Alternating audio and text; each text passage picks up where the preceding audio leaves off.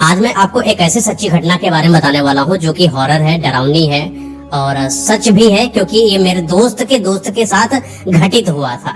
Actually story में ऐसा है कि एक लड़का है जो कि कोटा राजस्थान से पढ़ा हुआ है और उसने आईआईटी अपना कंप्लीट करा है। बाद में इसको एक प्लेसमेंट मिल जाती है, ये यूएसए चला जाता है। जब ये यूएसए गया तो जिस दिन इसको जॉब करनी थी उसी दिन के जो अपना ऑनर्स वगैरह होते हैं उन्होंने बोला कि एक दिन का लीव लीजिए और आसपास के एरिया को आप एनालिसिस करिए, जहां पर जो भी है मार्केट घूम लो, कल से आप आइएगा। तो एक दिन का इसके पास समय है, आराम से पूरा यूएसए घूम रहा है अपनी मार्केट में। तो इसको एक कॉफी कैफे दिखाई पड़ता है, ये वहां पर जाकर बैठ जाता है, कॉफी पी रहा होता है। तो इसकी नजर एक सामने वाली कुर्सी पर पड़ती है जहां पर एक अजीब सा इंसान बैठा था। और ये अजीब सा इंसान ऐसा था, रुद्राक्ष की माला, तंत्र मंत्र, ऐसा लग रहा है कि पूरा कलावा बांधे हैं, बड़े बड़े लंबे लंबे से बाल, लंबी दाढ़ी, तिलक लगाया हुआ, ऐसा लग रहा है बिल्कुल बाबा। हाँ, बाबा लग रहा है बिल्कुल। इसके अंदर से क्यूरियोसिटी पैदा हुई, यार यूएसए में ऐसा इंसान कैसे, मतलब भारत में अगर कोई हो तो शायद क्वेश्चन ना बने, लेकिन यूएसए में तंत्र मंत्र जैसी चीजें बिलीव नहीं करता ना आदमी। तो ये गया, सीट पर जाके बैठा। तो इसने पूछा कि बाबा आप कौन है, मतलब आप इस वेशभूषा में यहाँ कैसे? तो पहले तो बाबा ने कुछ रिप्लाई नहीं करा, लेकिन जब इसने बहुत बार पूछा तो बाबा ने बोला कि मैं इंडियन हूँ। जब ये इंडियन बोला तो इसको बड़ा अच्छा लगा कि कोई अपना इंडिया का ही इंसान है, लेकिन इसके अंदर क्यूरियोसिटी तो थी कि आप ऐसे कोई ज्योतिषाचार्य कौन है, बाबा बाबा है क्या? तो पूछा। बाबा ने बोला नहीं नहीं, ऐसा कुछ भी नहीं, ना मैं ज्योतिष हूँ ना मैं कोई बाबा हूँ, बल्कि मैं तुम्हारे ही जैसा एक नॉर्मल इंसान हूँ। तुम वैसे यहाँ पर क्या करने आए हो? तो बोला कि मैं भी इंडियन हूँ और मेरा प्लेसमेंट हो गया है, मैं यूएसए में जॉब करने के लिए आया हूँ। वैसे बाबा आप यहाँ पर क्या करते हैं? उसने बोला मैं भी आईआईटी करा हुआ था और मैं यहाँ पर बैठा हूँ। तो इसके लिए बड़ा शॉकिंग ये था कि बाबा कोई आईआईटी करके वो भी ऐसी वेशभूषा में यहाँ कैसे बैठ सकता है। इसके अंदर कई सारे क्वेश्चन पैदा हुए। पूछा तो बाबा ने बताने के लिए मना करा कि मैं कौन हूँ, क्यों हूँ, यहाँ क्या कर रहा हूँ। लेकिन कई बार जब इसने पूछा तो बाबा ने बोला कि ठीक है, अच्छा इतना अगर तुम्हारे अंदर जानने की इच्छा है तो मैं बताऊंगा तो कि मैं कौन हूँ, मैं ऐसी वेशभूषा में और ऐसी स्थिति में मैं यहाँ पर आके बैठा क्यों हूँ। लेकिन बहुत लंबी स्टोरी है, अगर तुम्हारे पास समय नहीं तो आराम से जाकर सो जाओ, कोई जरूर नहीं जानने को, क्योंकि स्टोरी ही थोड़ा सा अजीब है। हो सकता है कि तुम्हारा दिमाग खराब हो जाए और कईयों दिन की तुम्हारी नींदें खराब हो जाए। तो लड़का बोला ऐसा कुछ नहीं बाबा, मैं नए जमाने का उभरता हुआ लड़का, मुझे डर नहीं लगता और मेरे पास समय है, आराम से रात आप आराम से बताइए, कोई दिक्कत नहीं। कॉफी वॉफी और मंगाई गई, बाबा भी पी रहे, लड़का भी पी रहा है, आराम से सुन रहे एक दूसरे की बात। बाबा बताते हैं कि जब मैं छोटा था तो वही 11th 12th की बात थी, मेरा मन था आईआईटी निकालेंगे। कोटा राजस्थान में गया हुआ था, पढ़ाई लिखाई करी और मैंने क्रैक कर लिया था, अपना मेंस निकाला, एडवांस क्रैक कर लिया। तो मेरा एक मतलब कॉलेज में सिलेक्शन हो गया था और बाद में कॉलेज से प्लेसमेंट हो गई। अच्छा, प्लेसमेंट भी एक बेंगलुरु की कंपनी थी, वहां के लोगों ने मुझे हायर किया हुआ था और बढ़िया अच्छी जॉब भी थी। अच्छा, कई दिनों से, क्योंकि जब मैं तैयारी कर रहा था और उस बीच और जब मैं कॉलेज में था उस बीच, इस बीच ज्यादा घर का कनेक्शन थोड़ा कम हो गया था। तो मैंने सोचा कि अब तो प्लेसमेंट हो ही चुकी, जॉब बढ़िया लगी चुकी है, सेटल हो चुका एकदम, तो जाऊं आराम से घर के सारे लोगों से मिल लो जाके। तो ये चीज मैंने अपने जहां पर मुझे काम करना है ऑफिस के बॉस से पूछा, तो उन्होंने बोला कि हाँ आराम से आप जाओ, कोई दिक्कत नहीं, 2 महीने के बाद काम स्टार्ट होगा, अभी आप आराम से 2 महीने तक घूम सकते हो, जो करना है वो करो, 2 महीने के बाद आपको बेंगलोर आ जाना है। ये लड़का जो है लखनऊ का रहने वाला था। इसने सारी चीजें अपनी व्यवस्था उठाई, कपड़े लत्ते या जो भी एसेंशियल सामान हो सकता है लेकर लखनऊ पहुंच गया।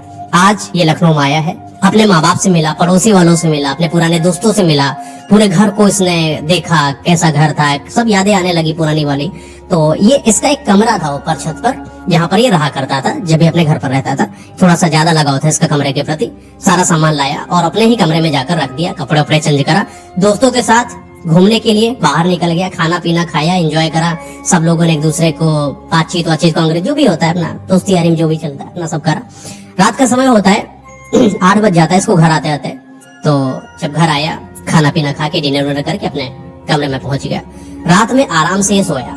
जब ये सुबह उठता है तो इसको थोड़ा सा ना सिगरेट पीने की बड़ी आदत लग गई थी। इसने खिड़की खोली, वहीं पर अपने कमरे में सामने खिड़की थी, एक दरवाजा था, दरवाजा खोलते हैं तो सामने बालकनी है, बालकनी में बैठ गया कुर्सी पर, आराम से सिगरेट की कस मार रहा है। जैसे सिगरेट की कस मार रहा था तो सामने एक बिल्डिंग है, वहां पर एक लड़की आती है और लड़की कपड़ा फैला रही होती है। इसकी नजर जाती है उसके ऊपर। हो सकता है इसने सोचा कि क्या पता कोई नए लोग यहाँ रहने वाले आ गए हों। पहले तो कोई रहता नहीं था इस बिल्डिंग में, वीरान बिल्डिंग थी, कोई नहीं आता जाता था। तो लड़का अपना यही सिगरेट वगैरह पी के नीचे आता है, खाना वाना खाता है, मम्मी लोगों से बातचीत करता है, जो भी अपना दैनिक दिनचर्या होती है हर इंसान की, दोस्तों से मिलना जो भी अपना करके। शाम होती है, 7-8 बजे का समय होता है, डिनर करता है, अपने कमरे में पहुंच जाता है, अपना मोबाइल में जो भी चलाना वलाना चलाया।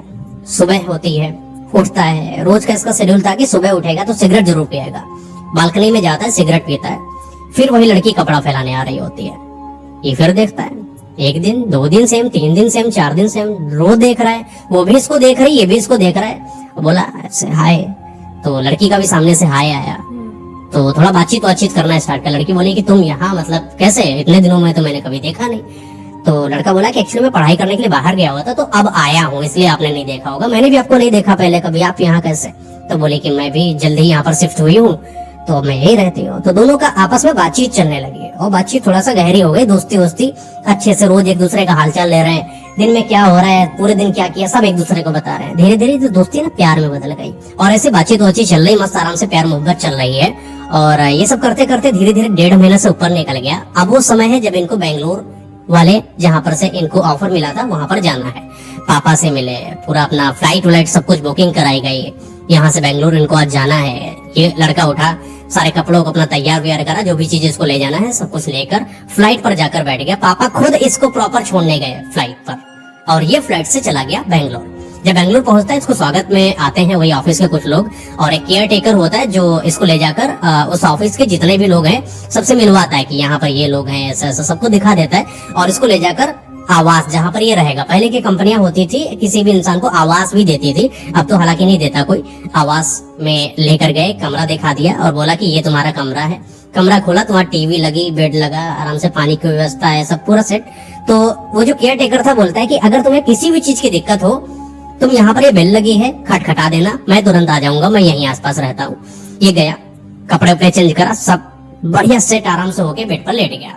अच्छा, पूरे दिन का थका था, ऑफिस भी टूर करके आया था, तो थक बहुत गया था। और जैसे ही बेड पर गया, इसको नींद आ गई। नींद इतनी गहरी थी कि जब ये सुबह उठा तो जैसे इसने आंखें खोली, आसपास देखता है तो उसको दिखाई पड़ता है ये तो मेरा अपना कमरा है, जहाँ मैं रह रहा था 2 महीने से, मेरे घर का लखनऊ वाला कमरा है। भरोसा नहीं हुआ, इसने इधर उधर देखा सामने खिड़की है, खिड़की खोला, अब इसको भरोसा हो गया कि मैं लखनऊ के कमरे में और था मैं बेंगलोर। जैसे ही खोला, बालकनी में पहुंचा, सिगरेट टुकरेट लेके, तो देख रहा है कि सामने लड़की कपड़ा फैला रही है। वो मुझसे पूछती कहाँ गए थे तुम, कल देखे नहीं, मैं बड़ा देर से इंतजार कर रही थी और तुम आए नहीं, कहाँ गए थे। इसने बोला कि मेरी प्लेसमेंट हो गई थी जहाँ पर, और वहां पर मुझे जॉब लग गई थी, मैं वहां गया था, लेकिन मैं बड़ा हैरान हूँ कि जिस कमरे में मैं था बेंगलोर के, मैं वहां पर ना उठ के मैं यहाँ लखनऊ में अपने उठ रहा हूँ। ये नीचे जाता है, जीने से उतरता हुआ अपने मम्मी पापा के पास। जैसे ही जाता है, मम्मी पापा इसके देखते हैं, बड़ा अचंभित हो जाते हैं। बेटा क्या बात है, मतलब तुम यहाँ पर, तुम तो बेंगलोर गए थे, यहाँ कैसे। तो लड़का खुद अचंभित था। लड़का बोलता मैं खुद यही चीज पूछने आया हूँ कि यहाँ मैं क्या कर रहा हूँ, जबकि मैं तो बेंगलोर गया। मम्मी पापा बोले हो सकता हो लड़का बड़ा हो गया, समय के साथ बिगड़ गया शायद है। बोले कि अगर तुम्हें बेंगलोर नहीं जाना है तो तुम यहीं पर, अगर तुम्हारा मन लग गया है तो बताओ, यहीं पर कोई व्यवस्था करा दे, अगर नहीं करना है जॉब कोई दिक्कत नहीं, तुम यही रहो। लड़का बोला नहीं, मैंने इतने दिनों से मेहनत करी है, तैयारी करी है, और मैं छोड़ने के लिए थोड़ी ना गया था बेंगलोर, बल्कि आपने तो मुझे खुद छोड़ा था फ्लाइट पर, आपको तो भरोसा होना चाहिए मेरे ऊपर। पापा बोले हाँ ठीक है, लेकिन तुम ये बताओ गए क्यों नहीं। बहुत सारी बहस चलती रही, तो पापा बोले चलो ठीक, कॉम्प्रोमाइज करें मम्मी पापा लोग मिलकर। अगले दिन इनको जॉब पर जाना है, ठीक है, पूरी फ्लाइट फिर से सेटल करी गई, टाइमिंग ली गई। अर्जेंट में अगर आप कोई फ्लाइट लेते हो तो आपको महंगी पड़ती है, मम्मी पापा ने लेकिन इनकी फ्लाइट कराई। गया बेंगलोर, फिर वही अपने ऑफिस पहुंचता है, फिर केयर टेकर मिलता है। केयर टेकर पूछता है इससे तुम कहाँ गए थे रात में, दरवाजा बंद किए थे अंदर से और हम लोग ढूंढ रहे थे तुम्हें, तुम दिखे नहीं, तुम्हें तो आज ऑफिस आना था और तुम इतना लेट हो गए, शाम हो रही धीरे धीरे, अब तुम आए हो, अब क्या ऑफिस बंद होने वाला है तब आओगे। तो ऐसा कुछ बातचीत हुई, थोड़ा अच्छा नहीं लगा था उसके केयर टेकर को। मैनेजर हुई था, मैनेजर से भी थोड़ी इसके तू में हुई कि अगर नहीं आना है तो मत आओ। लेकिन इसने जो स्टोरी सुनाई मैनेजर को, मैनेजर का दिमाग खराब हो गया। बोलता है कि मैं सोया यहाँ पर था, उठा लखनऊ में हूँ। तो बेंगलोर मैनेजर था, अगर अब पागल चूतिया बना रहा है, दारू वारू चढ़ा रखे इसने, है ना। फिर ये, लेकिन इसको थोड़ा सा अपने पर भरोसा नहीं था कि ऐसा हो कैसे सकता है। गया अपने कमरे में, बेड पर लेटता है, सोता है, फिर जब उठता है अपने लखनऊ वाले कमरे में। अब इसको अंदर से बड़ा खराब लगा, दरवाजा खोला, फिर वही लड़की कपड़ा फैला रही, फिर तू मैं बहस हो रही, तुम मुझे दिखे नहीं, ऐसा कुछ। नीचे आता है, मम्मी पापा भड़क जाते हैं, अब तुम नहीं जाओगे बेंगलोर, तुम्हारा जाने वाने का मन है नहीं, घर का पैसा खाए डाल रहे हो, उधर तुमने पढ़ाई में सारा बर्बाद किया है, अब तुम हमारा टिकट में लुटा दोगे, बच्चा खुचा जो हमारे पास बची झंझी वो भी तुम लुटवा दो। लड़का अंदर से, उसको लग रहा था कि यार ऐसा तो गलत है, मैं अपने मम्मी पापा का नुकसान करा रहा हूँ। लेकिन उसने फिर भी बोला पापा अच्छा काम करिए, एक बार और भरोसा करिए हमारे ऊपर, एक बार फिर से फ्लाइट टिकट बुक कराइए, मैं इस बार जाऊंगा, इस बार वापस नहीं आऊंगा, पक्का पापा पक्का। पापा ने बोला ठीक है, लड़की की सारी मानी थी तो आज क्यों नहीं माने। एक बार और टिकट बुक कराई गई, फिर पहुंचता है बेंगलोर। इस बार इसके मैनेजर इसके ऊपर बहुत चिल्लाते हैं, बोलते हैं तुम मुझे चूतिया बनाना बंद करो, तुम ये बताओ कि तुम्हें करना है कि नहीं करना है। तो बोला मुझे करना है और मैं आज से प्रॉपर करूंगा, आपको बिल्कुल भी शिकायत का मौका नहीं दूंगा। गया ऑफिस में काम करा, थका तो वैसे भी था, ऑफिस का काम मिल गया और ज्यादा थक गया। आवास में पहुंचता है, लेकिन जैसे आवास पहुंचा इसको लग गया था कि 2 दिन मैंने नाटक बना दिया, इस बार मैं सोऊंगा नहीं आज। ये मार्केट से गया, कोल्ड ड्रिंक उठाया, चिप्स उठाया, पेन ड्राइव ले लिया जिसमें मूवी वूवी अपना लगा लिया, जिससे आज रात में सोएगा नहीं। इसके मन में ऐसा था ना सोएंगे ना हम घर पहुंचेंगे। बैठा बेड पर, टीवी में मूवीज लगाया, पूरी रात मूवीज देखी, कोल्ड ड्रिंक वोल्ड ड्रिंक चिप्स मस्त आराम से चल रही, जो भी है। सुबह उठता है, नियत टाइम पर अपने ऑफिस जाता है, काम करता है, शाम को घर आता है, फिर वही पूरी व्यवस्था लेकर मूवी वूवी देखता है रात में, फिर अपना अगले दिन जाता है ऑफिस, जाया पूरा काम वाम करा, अगले दिन फिर यही सेम करने की कोशिश करता है। लेकिन एक बात सोचो कि जो लड़का वहां से आया थका हुआ और 2 दिन से लगातार सोया नहीं, ऑफिस का काम लगातार कर रहा है, नींद तो आनी बनती है, सर दर्द हो रहा है, दिमाग पे ऐसे बैठ रहा है, औंधा सा जा रहा है। इसके मन में तो नहीं था कि मैं सोऊंगा, लेकिन जब ये बिस्तर पर थोड़ा सा ऐसे इसने लगाया और इसको नींद लग गई। कब तक कंट्रोल करोगे? एक नियत समय तक कंट्रोल करोगे। जब ये सोया और जब ये उठ रहा है, लखनऊ में उठ रहा है, उसी कमरे में, अब इसकी हिम्मत नहीं हो रही मैं जाके नीचे माँ बाप से बताऊं कि मैं आया हूँ। गया नीचे, बाप इसको फिर देखे, आ गए, हमें पता था तुम नहीं करोगे, नहीं करना ऐसा करो बेटा, कोई दिक्कत नहीं, तुम यही करो, तुमने नाश करा दिया हमारा सब पैसा वैसा बर्बाद तो इसे भी करा दिया, अब तुम्हारी औकात नहीं है। बहुत चिल्लाया था गंदे तरीके से। इसने भी सोचा कि अब करे तो करे क्या, कि अब तो सब कुछ खत्म हो गया।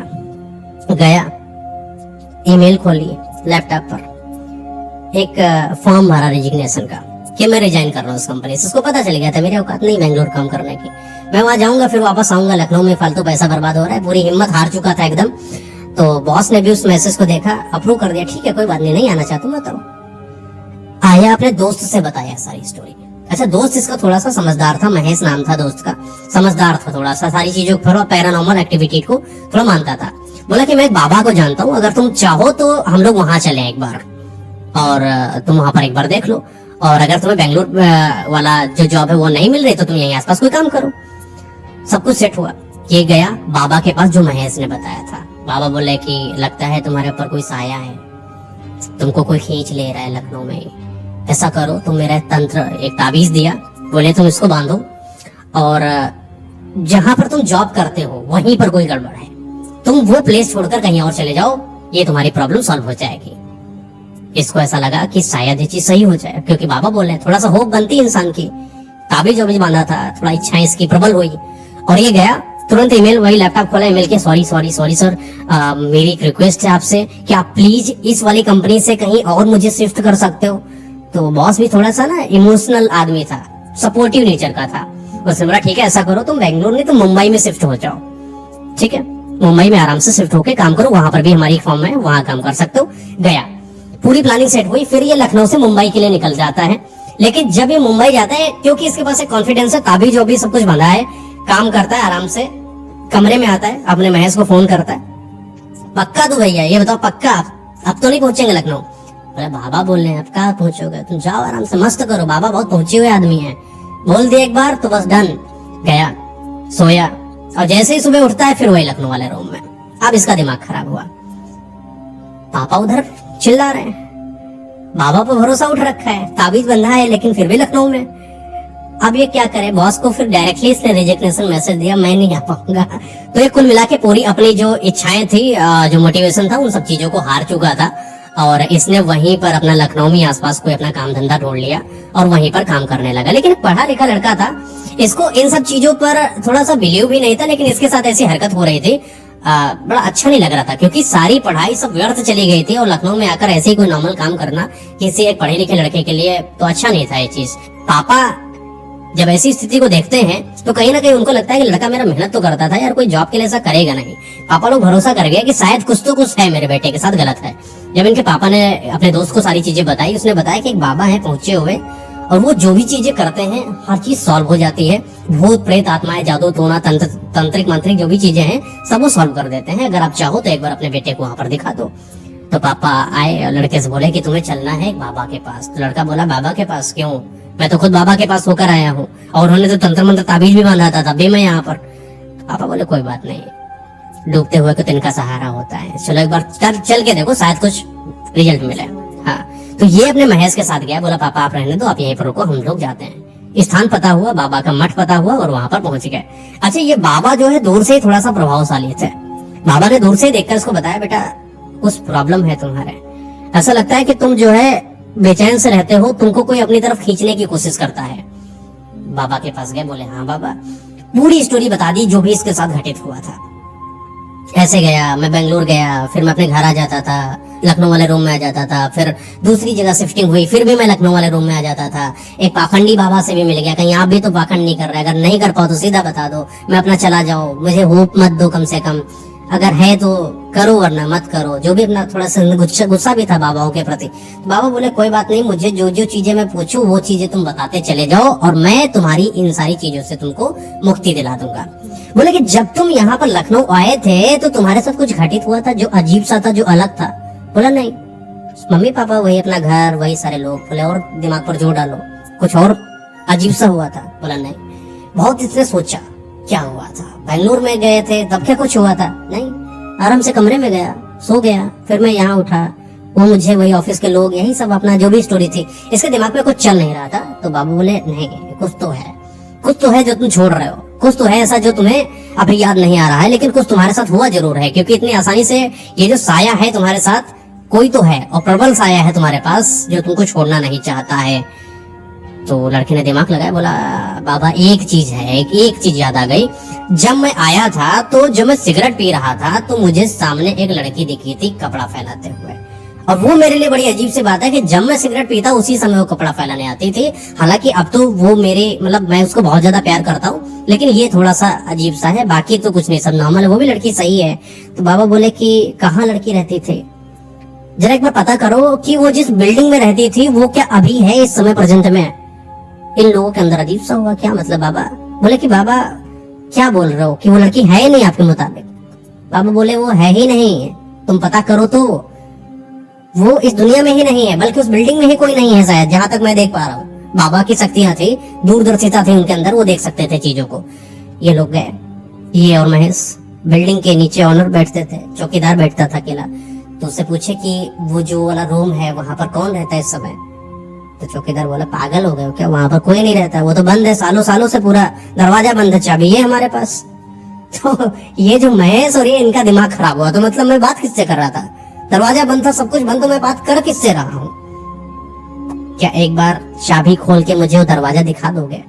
नहीं, चौकीदार बोला नहीं, मालिक जब तक बोलेंगे नहीं तब तक हम कैसे खोलेंगे? और फिर मालिक ने तो खुद स्पेशल बोला है कि उस दरवाजे को कभी खोलना मत। वो एक अजीब सा बंद सुनसान दरवाजा है जिसको आज तक किसी ने नहीं खोला, चाहे जितने लोग यहाँ पर आए, लेकिन उस दरवाजे की तरफ जाने की कोशिश किसी ने नहीं करी, क्योंकि कुछ उस दरवाजे के अंदर अजीब हुआ था।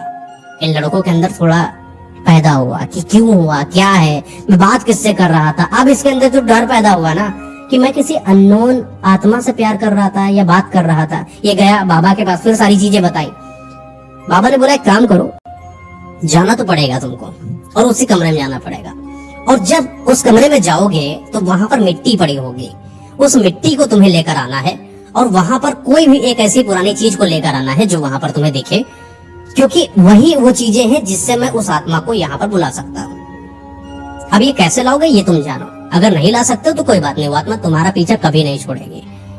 तो इन लोगों ने तैयारी करी, गए चौकीदार के पास, थोड़ा विनती वगैरह करी, चौकीदार के मालिक को बुलाया गया, जो भी तरीके से माने मनाया, दरवाजा खोलने की बारी आ गई। जैसे ही इन्होंने दरवाजा खोला, इन्होंने दरवाजा दोबारा फिर नहीं खोला, क्योंकि दरवाजा खोलते ही कुछ अजीब सा इन्होंने ऐसा देखा कि महेश और उस लड़की की हालत खराब हो गई। तुरंत दरवाजा बंद कर दिया, सिर्फ फट लॉक करा दरवाजा। भागता हुआ आया तांत्रिक के पास, बोला बाबा बस की बात नहीं, ये नहीं खोल सकता मैं, ये दरवाजा मेरे बस की बात नहीं, ऐसी चीज मैंने देख ली कि मैं अब दोबारा देखना नहीं चाहता। ऐसा क्या था? बाबा बोले कि तो एक काम करो, लगता है कि हम लोगों को वहीं पर स्थापना कुछ करनी पड़ेगी। बाबा ने अपने कई और तांत्रिक दोस्त जो उनके चेले वगैरह थे सबको लिया, और नियम ऐसा रखा गया कि मंगलवार के दिन सारे तंत्र मंत्र की विद्याओं के साथ यहाँ पर वहां खोलेंगे दरवाजा, और जिस चीज की तुम बात कर रहे हो वो असल में अभी भी उस दरवाजे के अंदर है। ऐसा बाबा ने देख लिया कि कोई है, बाबा बोल रहे हैं कोई है अंदर, ऐसा है जो नॉर्मल आदमी नहीं देख सकता। तो सारी व्यवस्था ऐसी है कि पूरे हवेली को, वो जो बिल्डिंग है पूरी खाली कराई गई। रात का समय है क्योंकि उसी समय वो जो आत्मा है वो जागृत होनी है। 10 से 11 बजे के आसपास सारे बाबाओं ने अपने हाथ में कमंडल लिया हुआ था और आग जलाने के लिए कई सारी चीजें ली थी और मंत्र तंत्र का जितना भी सामान था सब ले लिए। 3 4 5 बाबा थे, ठीक है, और उनके कई सारे चेले। एक ने हिम्मत करा क्योंकि उसको पता था कि गुरु मेरे साथ खड़े हैं। दरवाजा जैसे ही खोला उसकी आंखों के सामने कुछ ऐसा आया, उसने ऐसे उसको धक्का दिया, वो जाके दीवार में लड़ा, उसकी तुरंत मृत्यु हो गई। सारे के सारे देख रहे हैं, जितने बाबा और ये महेश, इनके पापा, ये लड़का, सब देख रहे हैं। सब बहुत खतरनाक डर रहे हैं, ऐसा हो क्या रहा है। अब चौकीदार भी हिल गया, मालिक भी हिल गया कि क्यों खोला गया दरवाजा, जबकि दरवाजा बंद था। लेकिन इनके जो वो तांत्रिक बाबा थे उनके अंदर हिम्मत बहुत थे। वो आए और 2 3 4 और लोग आए, पता नहीं क्या कमंडल से पानी निकाल कर उसके ऊपर फेंकने लगे और घुस गए उसके अंदर कमरे में ही। जैसे कमरे में घुसे तो वहां पर सब अंधेरा अंधेरा, एकदम सन्नाटा सा अंधेरा। वहां पर इन्होंने वो अंगार जलाया जिससे वहां थोड़ा थोड़ा सा दिखाई पड़े। बोले सब लोग आ जाओ, कोई दिक्कत नहीं, अब आ जाओ। सब कोई धीरे धीरे वहां पर पहुंच गए। जैसे ही सब वहां पर पहुंचे सबने देखा सब मकर जाला लगा है। पूरा सब सामान ऐसा लगा 10-20 साल से कोई खोला ही नहीं गया, टूटा फूटा, अजीब सी गंध आ रही थी, किसी के मरने की जैसे गंध आ रही हो, मूत्र पेशाब की गंध आ रही हो।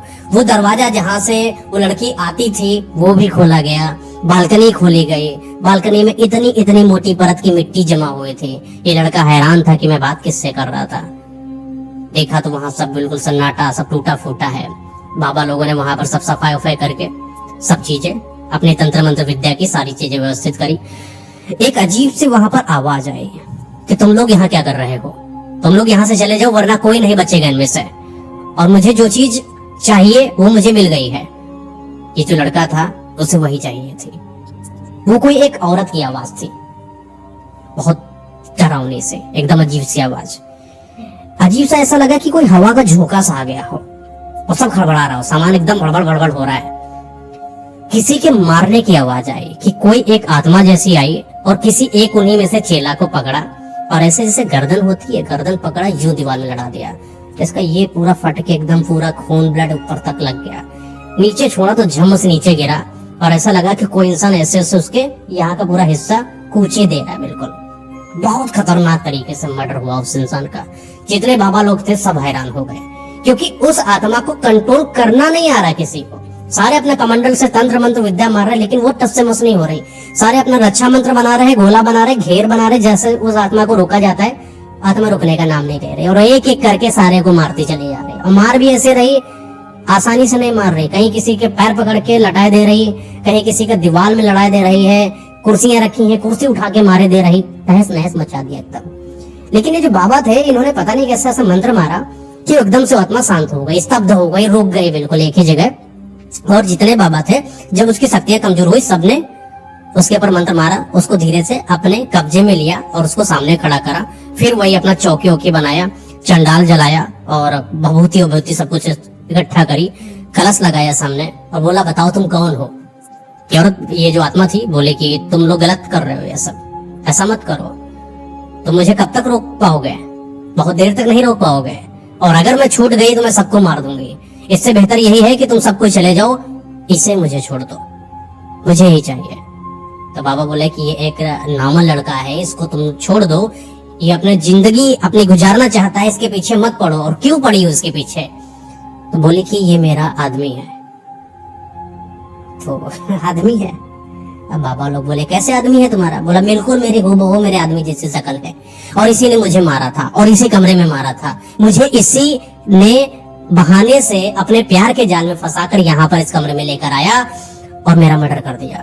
मैं चाहती थी कि इससे प्यार करूं, इससे शादी करूं, इसके साथ रहूं, लेकिन इसने नहीं माना मेरी, बल्कि इसने तो मुझे मार दिया। और अब जब मुझे ये मिल चुका है, अब जब मेरा प्यार मुकम्मल हो चुका है, तो मैं नहीं छोड़ूंगी चाहे जो हो जाए। बाबा लोग बहुत उसको कंट्रोल किए, बोले कि वो हूबहू तुम्हारी जैसा है, लेकिन वो नहीं है जिसकी तुम तलाश में हो। ये आत्मा बहुत प्रचंड रूप में आ गई। तो ये जो आत्मा है ये बहुत डराने की कोशिश करती है, लेकिन ये जितने भी तांत्रिक थे सब वश में भी करने की कोशिश करते हैं, लेकिन कोई वश में नहीं कर पाता है। समय बीतता जाता है, समय बीतता जाता है। ये अपना मंत्र तंत्र से रोके, लेकिन कब तक रोकोगे किसी को? वो आत्मा है, बहुत खतरनाक आत्मा है। बोले कि मैं इसको लेकर ही जाऊंगी। कुछ नहीं कर पाए, तंत्र मंत्र सब फेल हो गया। अब वो आत्मा अपने प्रचंड रूप में आ गई, सब ऐसे किया तो सब जो भी तंत्र मंत्र इनका सब था, दंड कमंडल सब बाहर फेंक दिया, आग वाग सब बुझा दी। ये जितने भी बाबा बोले भागो, सब भागो, जितने बाबा, एक नहीं रुक रहा है, जितने लड़के सबको भागो यहाँ से, कोई नहीं रुका वहां पर। और जैसे ही निकले दरवाजा तुरंत बंद किया, और दरवाजा बंद करके वहीं का एक बहुत सारा इतना लंबा सा सरिया थी बीच में लगाया, कोई मंत्र वंत्र से बांधा, बोले दोबारा अपना खोल देना इस हवेली को। और जितने बाबा और ये जो लड़का था और चेले का कई लोगों की मृत्यु हुई थी, 7-8 लोग कम से कम मरे थे उसके अंदर, सब वापस आए। बाबा बोले कि बेटा जिस आत्मा का प्रकोप तुम्हारे ऊपर है वो कोई आसान आत्मा नहीं है, आसानी से मानने वाली भी नहीं है। जितने तरीके के मंत्रों का प्रयोग मैंने करा है शायद ही कोई कर पाएगा, और कोई ऐसा मंत्र नहीं बचा जिसका मैंने प्रयोग न करा हो इस आत्मा पर। और आज तक मैंने कोई इतनी भयानक आत्मा देखी ही नहीं जो इतनी प्रचंड हो कि वो हर मंत्र का काट जानती हो, वो हर तरीके के प्रयासों को विफल करना जानती हो। मैंने क्या नहीं करा, मैंने हर एक विद्या का यूज कर लिया।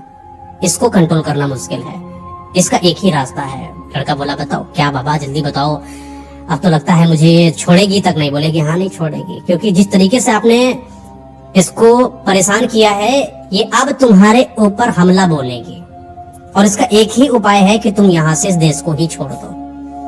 कई सारे तंत्र मंत्र ताबीज बांधे। बोले कि हालांकि मैं ताबीज तंत्र मंत्र दे रहा हूं तुम्हें, सोचना मत भी कि इसका प्रयोग करके तुम बच जाओगे, ऐसा कुछ भी नहीं है।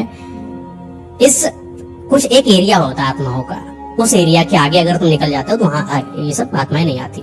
बोले ऐसा करो तुम देश छोड़ दो और तंत्र मंत्र बांधे रहना, कभी भी खोलना नहीं। अगर तुमने कहीं तंत्र मंत्र खोला तो ये तुम्हारे ऊपर आ जाएगी और तुमको मार के तुम्हें ले जाएगी अपने साथ।